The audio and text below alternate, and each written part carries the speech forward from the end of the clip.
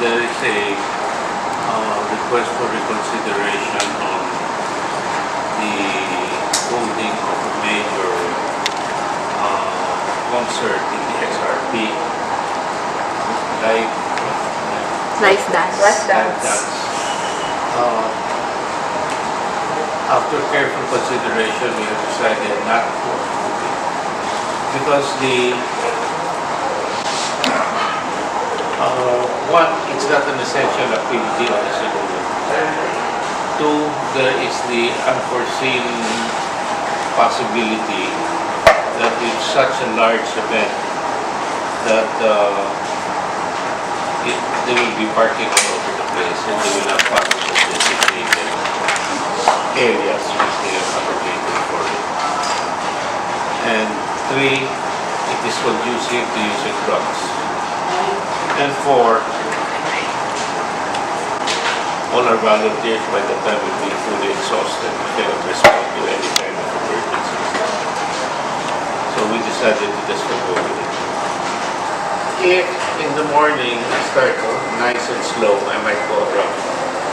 But I will have to make a decision at that time.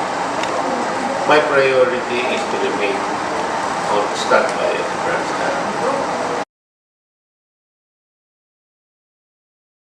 Depending on the situation, if it is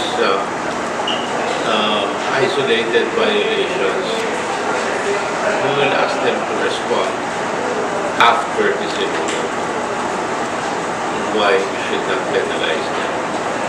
But if it is going to create chaos, we will close it on the spot.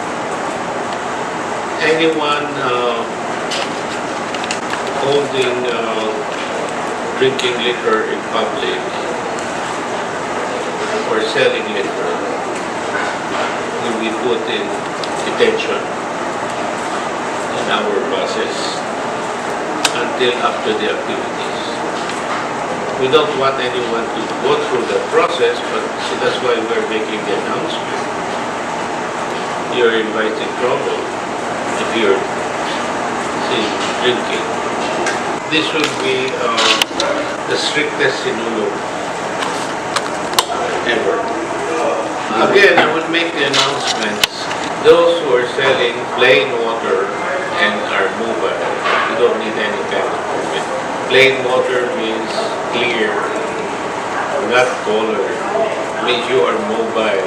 You're carrying it around just like you're serving the jeepney driver or whatever. Okay, that's it. And people will need a lot of water anyway.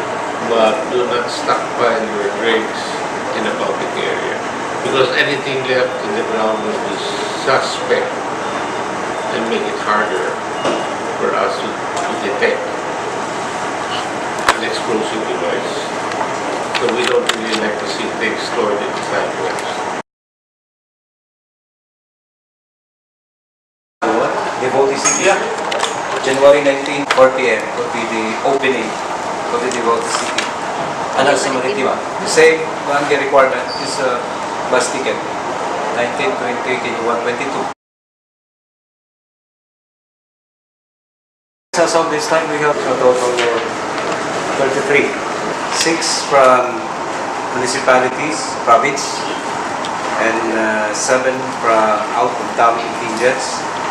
And we have 20 contingents from Cebu City barangays. The out-of-town is Abuyog-Leyte, the province of North Cotabato, Catbalogan City, Municipality of Daanbantayan, Municipality of Panglao, Bohol, Municipality of Tuburan, and City of Bogo. Yes, without the 3 days before the Sinulog Mardi Gras, so that we can prepare also. All are in place in terms of security, preparation, but we cannot divulge other means of security preparation between the PNP and other law enforcement agency. As of this time, we declared 85% ready. The remaining 15% is 5% on the production and technical, 5% on peace and orders, 5% on unforeseen problems encountered. We have a few days more until the D-Day. For security purposes, we cannot divulge the total number of our security forces. rest assured, the habal-habal driver, the angkas driver, the vendors, as force multiplier, the barangay tanod as force multiplier. We're calling more volunteers, mga vendors, security, sa mga private companies. We tap also Padpaw. The Muslim community, we tap also Muslim community. We tap also other religious groups. Because the signify po sila silang intention to support in terms of public order and safety. We will tap also the shipping companies for the security purposes. No? From the location dito sa area, doong diri, we also need assistance sa mga shipping company. Including the bus company. We tap also the bus companies, north and south. The CAAP also, civil aviation, Coast Guard and Maritime, ready na. Bantay Dagat, ready na. For the launching, well, we should go first on the first mass, Walk with Jesus. Walk with Jesus at 4 o'clock. Then the following day, the launching at 2 o'clock mass sa Basilica del Santo Niño. There were 15 schools will be joining us on the launching. Yeah. And PPO float will be there also. Naimusakayan ng mga festival queen. There were about 11 contestants. So, short lang ito ang distance from Basilica to Cebu City Sports Center because we also consider the traffic situation dito sa Cebu City Sports Center and the presentation of the candidates sa Sinulog Idol, sa Festival Queen, dito na sa Cebu City Sports Center. Based on the statistics, yearly, siging increase ang mga tao nga mawari diri. Plus the hotels. If we check the hotels, fully booked na November pa lang. Okay lang po sa mga local tourists na from province pa mawari diri Cebu. Yes, just this morning also we had a meeting with the habal-habal drivers. There are some complaints na grabe kayo ang itik. May hangit na nila na ayaw pala diin. Okay, those passengers, musakay sa habal-habal, mga pubrisan na sila. They cannot afford to pay for the Grab and taxi. So naghabal-habal sila, so pubrisan na sila. So maybe we request also the passengers to just text to us the plate number of the motorcycle, what organization they are, then ato ipatawag. But they have the commitment na just this morning na dili sila mo palabi sa bayan. But instead, they are force multiplier ilang ihatag sa PNP in case na sila ma-notice mga dautan nga tao or something what happened there sa area or heavy traffic. We requested also the habal-habal drivers, meanwhile waiting for passenger, and then they have noticed na dunay traffic, ilang tabangan ng traffic enforcer to man the traffic. Because they are uniform.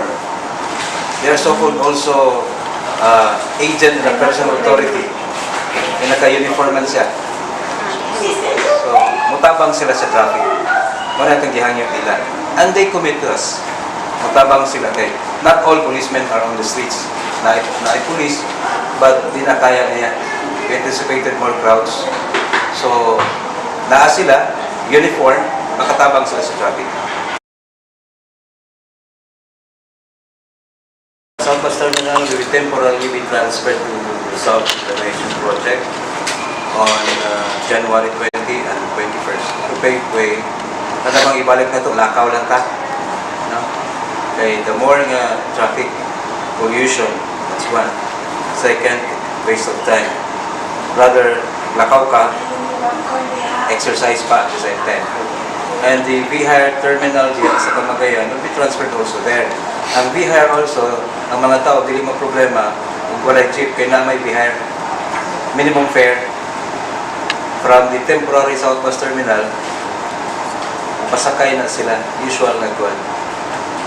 Like one jeep? Yes, kay V-Hire mas more safer, nasa sulod, and then organize po na ito ang V-Hire, ma-regulate na ito ang speed, ang safety sa passenger. Diyan na sila kutob sa Malacanang, balik na sa sa SRP. We converted it into Kalingawan sa Plaza. It's a barrio fiesta atmosphere. Nasa yung mga agricultural products, mga products coming from the barangay, pagkaon na, few meters away from the church na ang plaza, tutunan sila na pagkaon. It's just like a provincial masa na fiesta. Yeah, religious appeal pa din ha. And then we can also promote our Plaza Independencia for San Pedro. So historical, spiritual, nara in one place. For example, float. Before, makita na ito ang float, more on advertisement, but now, no, naasa ng essence po sa religious aspect. Devotion, Senior Santo Niño. Okay, without the Santo Niño, there's no Sinulog. So, kinahanglan atong i-strengthen in faith nasa religious aspect. So, nalipay po ng Basilica, we change, natay gamay gipangusap, to strengthen the faith and devotion.